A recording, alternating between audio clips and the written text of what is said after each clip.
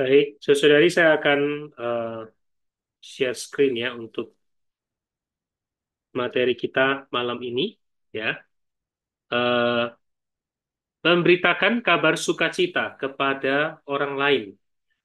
Ini adalah topik yang kita angkat di dalam pembahasan Matius pasal yang ketiga. Ya. Di dalam Matius pasal 3 ini ada satu tokoh utama, sebenarnya ada dua tokoh utama. Pertama adalah yang memberitakan, yaitu Yohanes Pembaptis. Lalu yang diberitakan adalah tokoh yang kedua, yaitu diri Tuhan Yesus sendiri. Baik, saya akan mulai. Matius pasal 3 memberitakan kabar sukacita kepada orang lain. Ya. Kita tahu di dalam Matius adalah salah satu kitab Injil yang pertama, dan kita tahu Injil artinya kabar sukacita. Tetapi kabar sukacita seperti apa? Eh, Mari kita melihat di dalam Matius pasal 3 sehingga memberikan kita satu pandangan yang baru, pengenalan yang baru mengenai apa itu Injil ya. Baik, saya akan mulai dulu membahas garis besar dari Alkitab versi pemulihan yang dibagikan di Bible for Indonesia. Pokok kitab Matius itu adalah Injil Kerajaan yang membuktikan bahwa Yesus Kristus adalah Raja Penyelamat. Jadi kitab Injil Matius adalah satu Injil kerajaan. Dan melalui Injil ini kita mengenal bahwa Yesus Kristus adalah Raja Penyelamat. Dan kita sudah membahas pasal 1, pasal 2, dan kita akan masuk pasal 3. Secara sederhana, kita bisa menuliskan atau menjelaskan atau dengan sederhana kita boleh bisa menyimpulkan bahwa pasal 1 adalah membahas mengenai Kristus datang. Mulai dari silsilah sampai kelahirannya, diberi namanya, itu adalah bicara Kristus datang. Lalu di pasal yang kedua kita melihat ada jalan untuk menemukan Kristus. Itu yang kita bahas minggu lalu. Bagi saudari yang kelewat, ya mungkin nanti boleh kontak. Kita akan share link YouTube-nya untuk bisa kembali mempelajarinya ya. Nah, malam ini kita akan masuk ke pasal ketiga. Poin utamanya adalah di dalam Alkitab yang dibagikan di Bible for Indonesia. Itu membicarakan, memperkenalkan atau perkenalan dan pengurapan Kristus. Nah, di dalam memperkenalkan dan pengurapan Kristus, itu khususnya adalah sebenarnya bicara pengurapan raja, itu di dalam pasal 3 ayat 1 sampai pasal 4 ayat 11. Pembagiannya yang demikian. Pasal 3 ayat 1 sampai 12 itu adalah membahas bagian yang pertama, yaitu Raja Penyelamat ini diperkenalkan oleh Yohanes Pembaptis. Kemudian di bagian yang kedua dari ayat 13 sampai 17 itu adalah menceritakan Yesus diurapi oleh Roh Kudus. Ini adalah salah satu bukti kelayakan dia sebagai seorang raja. Dia diurapi. Dan di dalam proses diperkenalkan, Yohanes Pembaptis memperkenalkan dia dengan jalan yang sangat unik. Memperkenalkan dia sebagai satu kabar sukacita. Maka pertama adalah akan dibahas mengenai bertobat bagi kerajaan surga, yaitu ayat 1 sampai 4.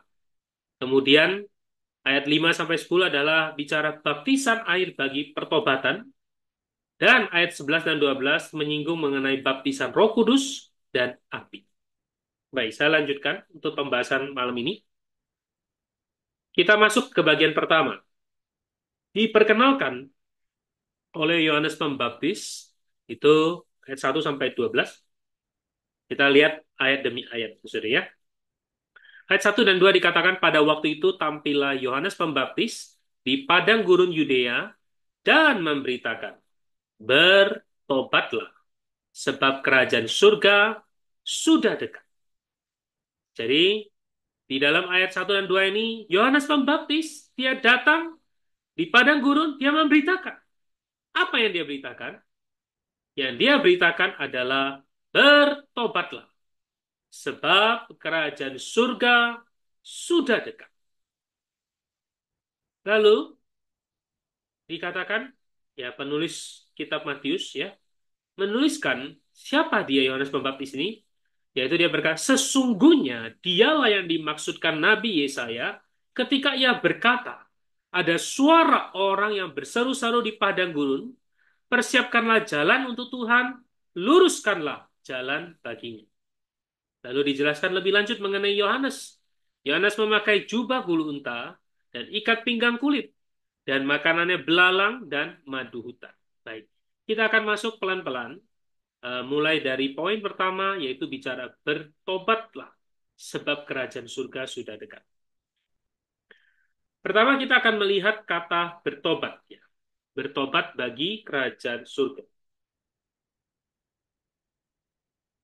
Apa itu bertobat? Bertobat, banyak orang memiliki pemahaman yang tidak lengkap ya.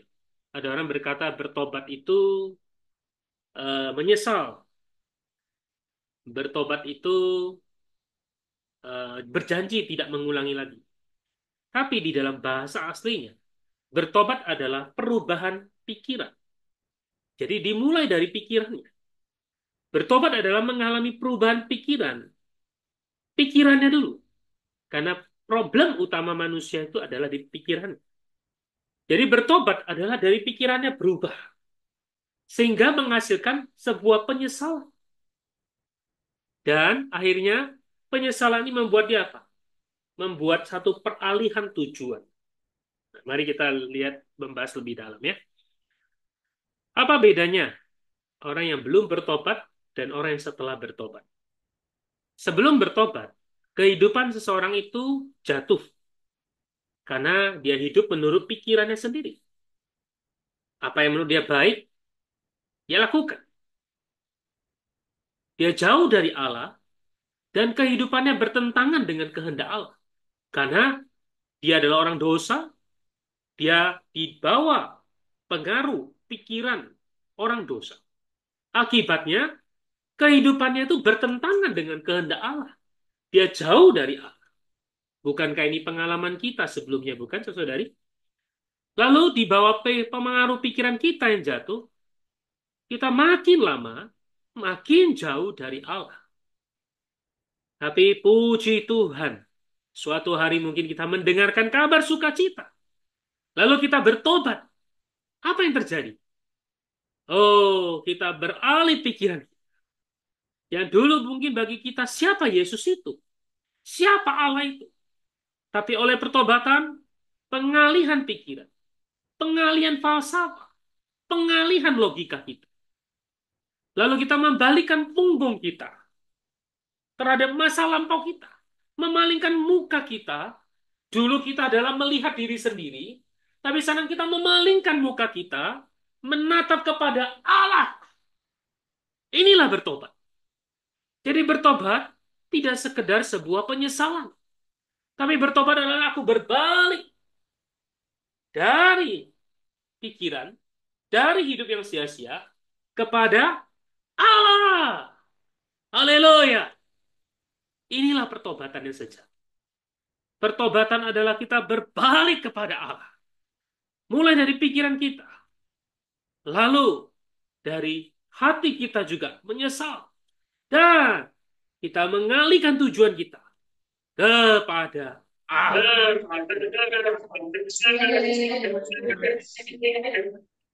Baik, saya mute-kan dulu ya semuanya. Oke, saya lanjutkan. Jadi ya, sambil saya minum sedikit.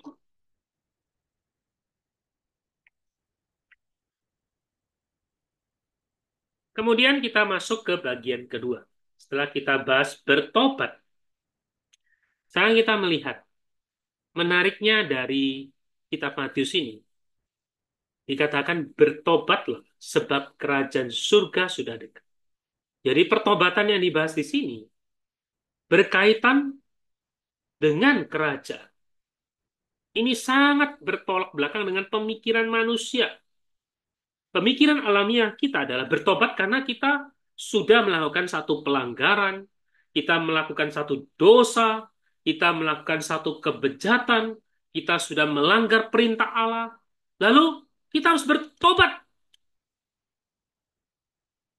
Tetapi kitab Matius dikatakan bertobatlah. Sebab sebab apa? Sebab kerajaan surga sudah dekat. Dia tidak berkata bertobatlah Kenny, karena engkau telah berbohong, karena engkau telah mencuri, karena engkau telah bersaksi dusta, karena engkau telah mengingini. Bukan. Dia bukan berkaitkan dengan 10 perintah Allah. Tapi yang dikatakan bertobatlah, itu adalah berkaitan dengan kerajaan surga. Hei, apa maksudnya? Ini sangat baru. Ini hal yang mungkin tidak pernah terpikir di dalam hati manusia. Kita berpikir asal kita bertobat dari hal yang berdosa, itu sudah bertobat. Tapi Alkitab berkata, standar bertobat adalah bagi kerajaan surga. Kalau pertobatan kita hanya karena kita menyesal sudah berbuat dosa, menyesal melanggar perintah Allah, menyesal kita sudah melukai hati Allah, kita cukup tidak. Ternyata standar dari Injil Matius. Bertobat adalah karena kerajaan surga sudah dekat. Mari kita lihat apa itu maksudnya. Kerajaan bukan palace, itu istana, bukan juga kerajaan itu bukan fisiknya, bukan benteng, ya. Tapi kerajaan di sini adalah kingdom. Ini adalah pemerintahan dan pengaturan, ruang lingkup, termasuk rakyatnya, tempatnya, seluruh kekayaan di dalamnya, semuanya yang ada di dalam pemerintahan dan pengaturan sang raja. Itulah kerajaan. Jadi,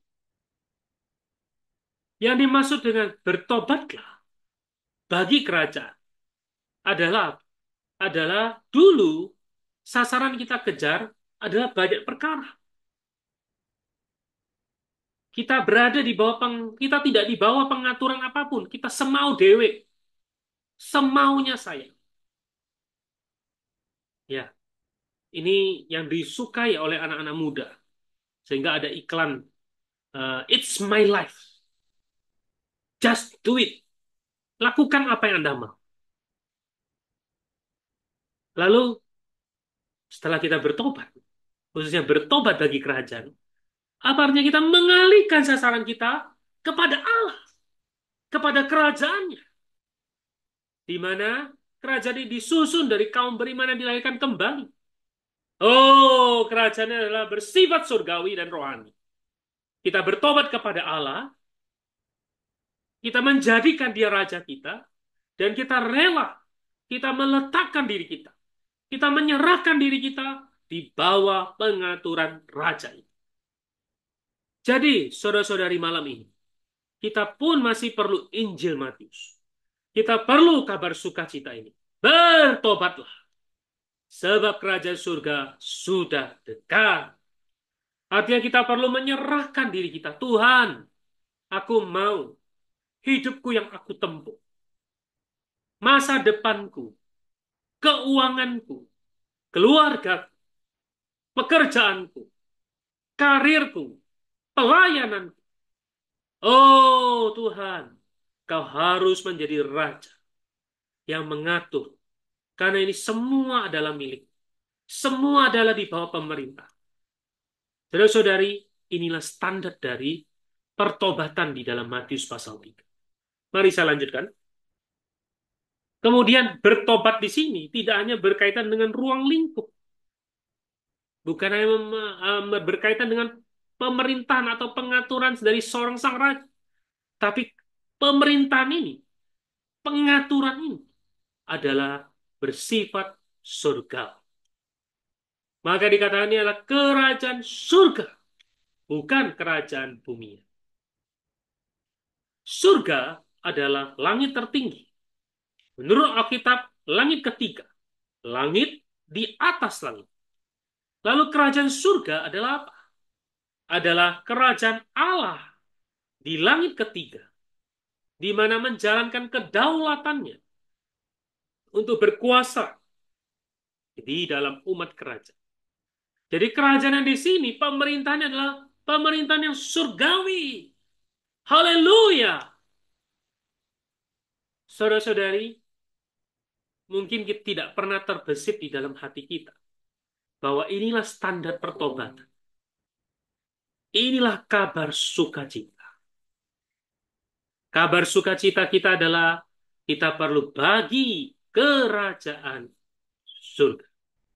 Oke, baik, saya lanjutkan.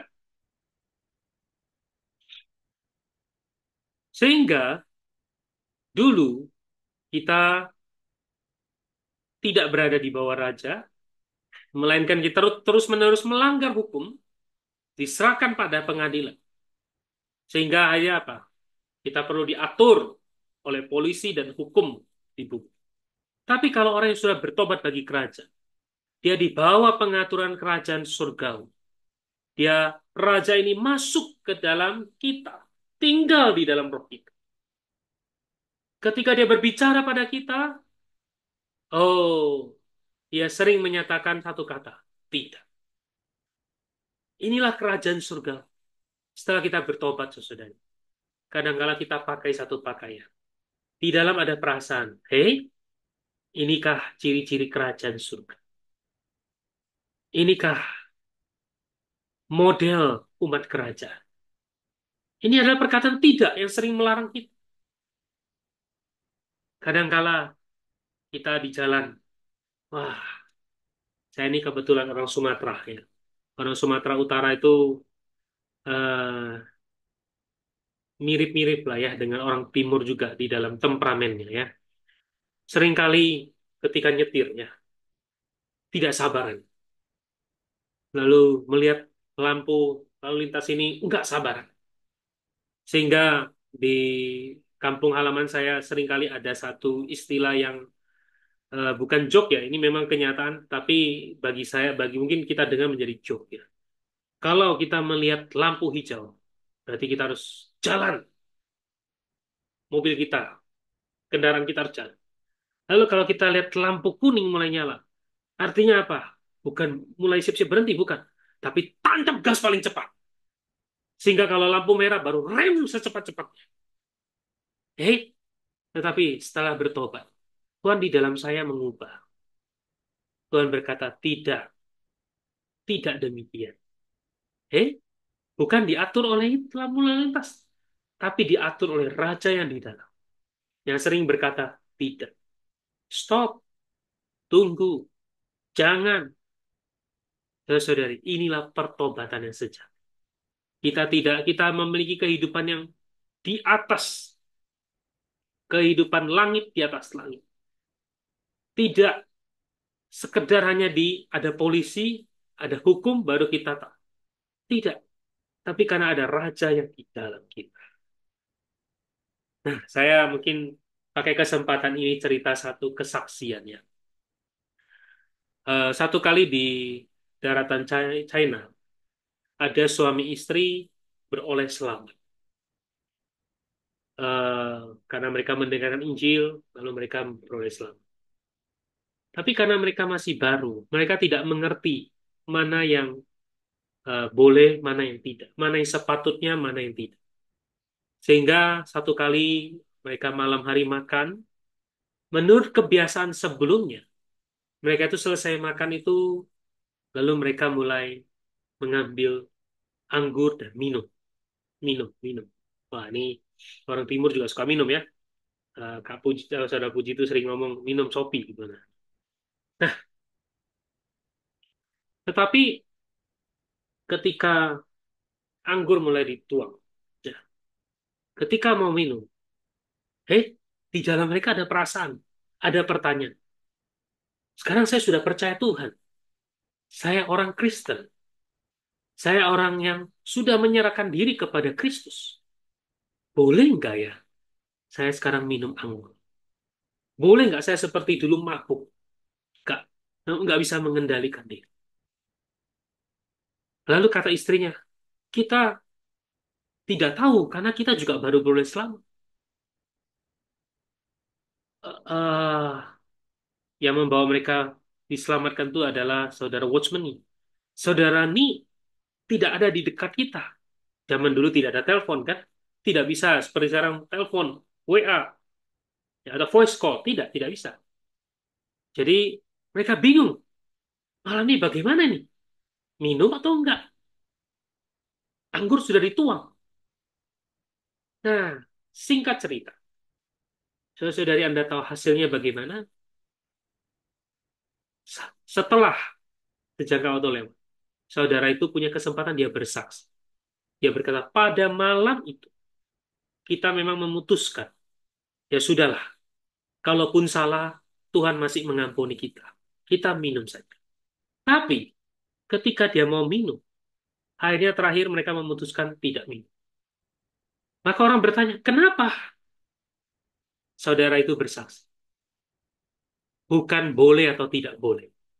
Bukan dilarang atau tidak. Tetapi di dalam saya, dia berkata, ada sang raja yang berkata, tidak. Saudara-saudari, inilah kesaksian umat kerajaan. Inilah bertobat sebab kerajaan surga sudah dekat. Semoga hari ini kita sebagai orang yang telah beroleh selamat, kita perlu menempuh kehidupan kerajaan surga. Artinya apa? Bukan sekedar kita menyesal saja, tapi di dalam hidup kita, setiap aspek hidup kita, kita perlu membiarkan, kita perlu taat, tunduk di bawah pimpinan raja yang di dalam kita. Kita perlu memberikan dia ruang sebesar-besarnya untuk mengatur, memerintah di dalam.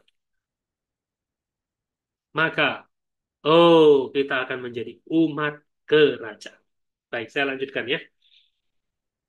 Nah, setelah dikatakan demikian, maka penulis Injil Matius berkata, ada suara orang yang berseru-seru di padang. Ini adalah kutipan dari kitab Yesaya. Saudara ini sangat menarik. Satu kali ketika saya membaca ayat ini, eh, saya sangat terkesan kata suara. Saudara, Anda tahu, pemberita Injil yang pertama yang memberitakan Tuhan Yesus, yang memberitakan kabar sukacita, yang memberitakan pertobatan. Alkitab menubuatkan dia bukan siapa-siapa, hanya suara. Inilah pemberita Injil. Pemberita Injil tidak peduli siapa Anda, tidak peduli jabatan Anda, karena di mata Tuhan kita hanya suara yang bersatu. Itulah sebabnya di dalam Bible Study kita tidak pernah cantumkan nama siapa. Kita tidak pernah cantumkan siapa pembicara. Karena siapapun di mata Tuhan hanya suara. Malam ini saya hanya suara. Yang terpenting adalah apa? Yang disuarakan. Yang terpenting adalah apa? Yang diberitakan. Inilah pemberitaan ini. Inilah kabar sukacita. Kabar sukacita bukan siapa yang berbicara. Siapa pemberita. Tapi kabar sukacita adalah siapa yang diberitakan. Karena yang memberitakan hanya suara. Tapi yang terpenting adalah yang diberitakan. Yaitu dikatakan suara orang yang berseru-seru di padang gurun. Persiapkanlah jalan untuk Tuhan. Luruskanlah jalan bagi. Malam ini saya juga berdoa pada Tuhan. Tuhan, pakai aku hanya menjadi suara. Yang mempersiapkan jalan untuk Tuhan. Yang meluruskan jalan bagi Tuhan.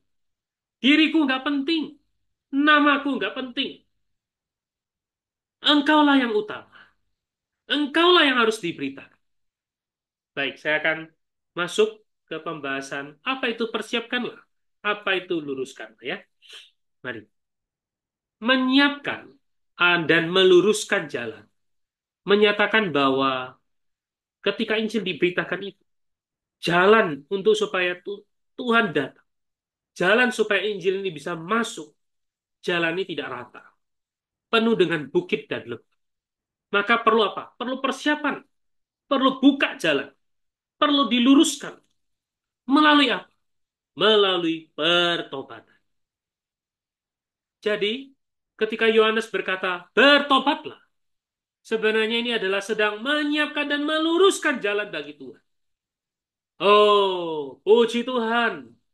Saudari, ketika Anda pergi memberitakan Injil, Anda harus tahu, kita hanya adalah orang yang bersuara saja. Suara supaya apa? Tuhan punya jalan. Kita perlu pergi dengan doa. Supaya apa? Orang yang kita beritakan, orang yang mendengar pemberitaan kita, mengalami satu pertobat, satu perpalingan pikiran kepada Tuhan. Malam ini juga saya berdoa, supaya Tuhan memalingkan hati kita semua di sini kepada Dia. Sehingga di atas hati kita ada jalan yang lurus bagi Tuhan untuk kerajaan. Baik, saya lanjutkan. Karena itu, sebelum seseorang itu bertobat, pikirannya pasang surut, tidak ada yang datang. Jelimet, bahkan pikirannya itu pikiran yang rusak. Pikirannya, emosinya, keinginannya, hasratnya terlalu banyak lekuk. Sebelum kita bertobat, semua jalan di dalam kita berlekuk-lekuk, tidak ada yang lurus. Belakangan ini di kota Surabaya terjadi banyak kejadian anak-anak muda dengan gampang mengakhiri hidup.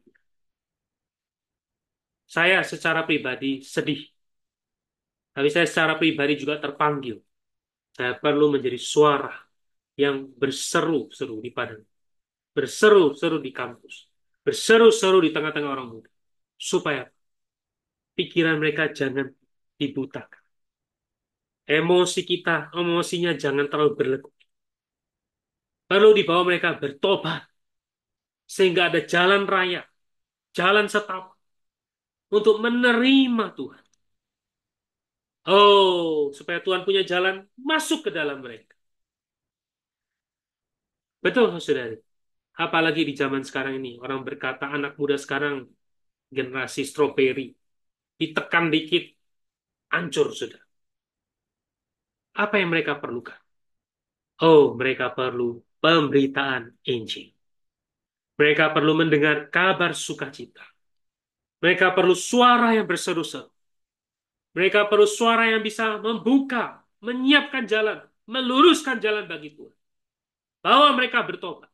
Sehingga Tuhan punya jalan masuk ke dalam. Semoga kita yang mendengar ini, kita menjawab panggilan Tuhan. Kita harus berkata, Tuhan, dimanapun aku berada, di kota manapun aku berada, Tuhan, terlalu banyak orang yang bengkok, terlalu banyak orang yang pasang surut. Tapi Tuhan, pakai aku menjadi suara. Suara yang berseru-seru. Suara, aku bukan siapa-siapa, aku hanya suara. Tapi aku mau bersuara. Supaya apa? Tuhan punya jalan. Haleluya. Saya lanjutkan ya. Kita lanjutkan ke ayat berikutnya. Ayat 5, 6, 7, dan 8. Maka datanglah kepadanya penduduk dari Yerusalem, dari seluruh Yudea, dan dari seluruh daerah sekitar Yordan. Sambil mengaku dosa, mereka dibaptis. Puji Tuhan, karena ada pemberitaan, ada suara ini. Maka datanglah penduduk dari Yerusalem, dari seluruh Yudea, dari seluruh daerah sekitar Yordan.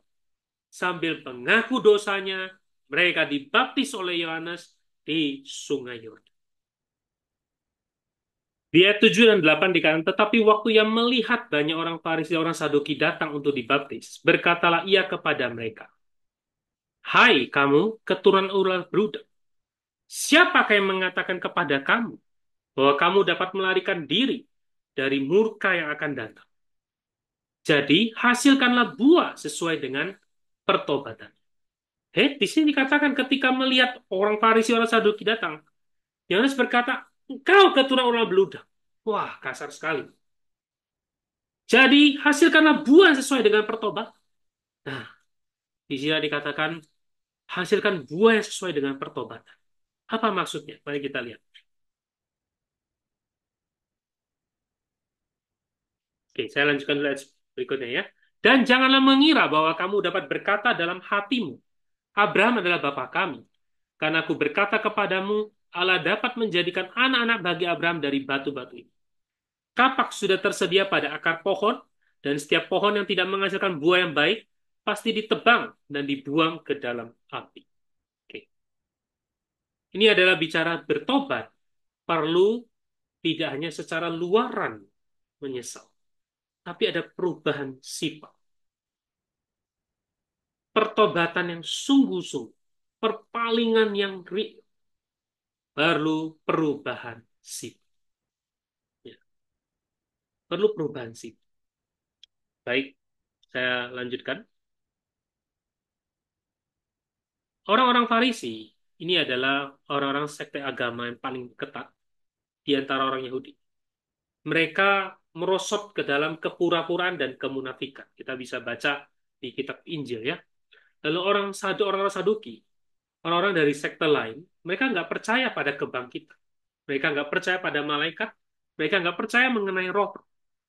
Yohanes Pembaptis menyebut mereka keturunan ular berbeludak atau berbisa. Karena orang-orang Yahudi tidak bertobat, Allah mengerat mereka dan membangkitkan orang-orang bukan Yahudi yang percaya untuk menjadi keturunan Abraham dalam iman. Dan kerajaan surga diberitakan bukan terbentuk dari anak-anak Abraham menurut daging, melainkan anak-anak Abraham menurut iman. Jadi kerajaan ini adalah kerajaan yang surgawi. Ini menunjukkan apa? Bahwa pertobatan itu bukan berkaitan dengan statusmu. Tapi pertobatan itu harus adalah perubahan sifat kita. Oke, dulu dipandang dari hal hayat. Kita adalah batu-batu mati. Dan kalau dipandang dari hal dosa, kita penuh dosa dan aktif dalam dosa. Tapi puji Tuhan sekarang, hari pertobatan, kita percaya pada Tuhan Yesus. Allah telah menjadikan kita anak-anaknya yang hidup. Saudari, puji Tuhan. Ya. Asal kita percaya, asal kita bertobat, Allah menjadikan kita anak-anaknya yang hidup. Oke, lalu saya lanjutkan ayat 11 dan 12. Aku membaptis kamu dengan air sebagai tanda pertobatan, tetapi ia yang datang kemudian daripadaku lebih berkuasa daripadaku, dan aku tidak layak melepaskan kasutnya. Ia akan membaptiskan kamu dengan Roh Kudus dan dengan api. Alat penampi sudah di tangannya. Ia akan membersihkan tempat pengirikannya dan mengumpulkan gandum ke dalam lumbung. Tapi debu jemari itu akan dibakarnya dalam api yang tidak terpadamkan. Nah, ini adalah Yohanes Pembaptis berkata, aku membaptis dengan air sebagai tanda pertobat, tapi dia yang datang kemudian lebih berkuasa. Aku tidak layak melepaskan kasutnya. Dia akan membaptis kamu dengan Roh Kudus dan dengan api. Lalu menjelaskan, alat penampi sudah di tangannya. Alat penampi. Dia bersihkan, pengirikan, mengumpulkan gandum. Tapi debu jerami dibakarnya dalam api yang tidak terpadamkan. Nah, mari kita jelaskan apa itu baptisan air, baptisan Roh Kudus, dan baptisan api ya. Seperti yang sebelumnya dikatakan, Yohanes adalah membaptis dengan air. Tapi ia yang datang, yaitu Tuhan Yesus, dia baptis dengan Roh Kudus dan dengan api. Mari kita lihat. Baptisan air, baptisan Yohanes, hanya untuk pertobatan. Mengantar orang percaya ke dalam Tuhan. Baptisan Roh Kudus adalah baptisan Tuhan. Membuat orang mendapatkan hayat yang kekal dalam Roh Kudus. Nah, itu dikatakan mereka yang dilahirkan dari roh adalah roh. Mereka yang dilahirkan dari air dan roh. Ya kan? Lalu dikatakan baptisan api. Baptisan Tuhan dalam api yang berdasar pada penghakimannya. Bagi orang yang tidak bertobat. Ini bicara pengirikan tadi. Jerami itu dilemparkan ke dalam api. Nah, saudara-saudari, hari ini kita melihat ada 3 baptisan. Baptisan air diperkenalkan oleh Yohanes, yaitu memperkenalkan kerajaan surga kepada orang. Baptisan Roh Kudus dimulai dari Tuhan. Ini adalah Tuhan memulai kerajaan surga pada hari Pentakosta. Berlangsung terus sampai perampungan pada akhir zaman. Artinya apa? Tuhan memberikan hayatnya kepada kita. Baptisan api itu adalah terjadi pada penghakiman di tahta putih yang akan mengakhiri kerajaan surga. Ini adalah penghakiman ya. Oke, baik. Orang-orang yang dilambangkan dengan gandum bertobat memiliki hayat di batin. Tuhan membaptis mereka dalam Roh Kudus dan pada saat terangkat, mereka akan dikumpulkan ke dalam lumbungnya di angkasa. Jadi pada akhir zaman, orang-orang akan dikumpulkan. Mana gandum, mana jerami. Gandum adalah setiap orang yang telah bertobat, dia juga dibaptis dalam Roh Kudus, menerima hayat Allah, maka mereka akan diangkat, dikumpulkan ke dalam lumbung di atas. Sedangkan orang yang dilambangkan dengan jerami atau sekam, itu adalah orang yang tidak bertobat, tidak memiliki hayat. Tuhan akan membaptis mereka dengan api, menaruh mereka ke dalam telaga api. Jadi saudara kita melihat kabar sukacita di sini adalah apa? Pertama, oh kita perlu berbalik. Berbalik kepada kerajaan surga. Bagaimana kita masuk dalam kerajaan surga ini? Kita perlu dilahirkan dari roh itu. Inilah baptisan roh kudus. Kalau tidak, kelak kita akan dibaptis dengan api. Nah, sekarang kita lihat bagian kedua, diurapi oleh roh kudus. Saya cek waktu saya mungkin masih cukup ya. Dari 13 sampai 17. Datanglah Yesus dari Galilea ke Yordan kepada Yohanes untuk dibaptis. Yohanes mencegah dia katanya, akulah yang perlu dibaptis olehmu.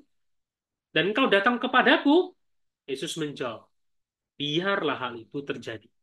Karena demikianlah sepatutnya kita menggenapkan seluruh kehendak Allah. Di sini, di dalam arti aslinya, kata kehendak adalah keadil benaran Allah. Dan karena itu, Yohanes pun menurutinya. Oke, jadi sudah kita lihat, tujuan baptisan bukan masuk ke dalam satu gereja atau agama, tidak. Tujuan baptisan adalah menggenapkan seluruh keadil benaran Allah. Karena ini keadil benaran Allah, bahkan Yesus pun memberi dirinya dibaptis.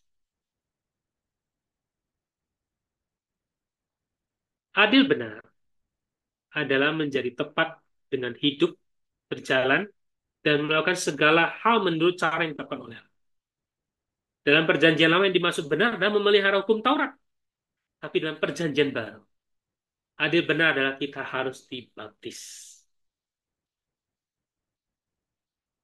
Memelihara pengaturan Allah. Kalau tidak, dia tidak akan benar Allah. Artinya dibaptis apa?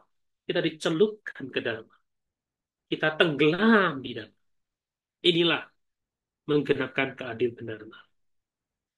Sebagai manusia, Tuhan Yesus datang kepada Yohanes membaptis, dibaptis menurut jalan perjanjian baru.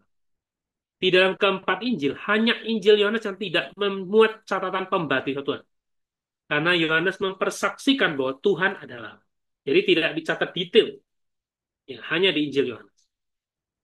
Baik, sesudah dibaptis, Yesus segera keluar dari air, dan pada waktu itu juga langit terbuka. Dan ia melihat roh Allah seperti burung merpati turun ke atasnya. Lalu, terdengarlah suara dari surga yang mengatakan, inilah anakku yang kukasihi. Kepadanya lah aku berkenan.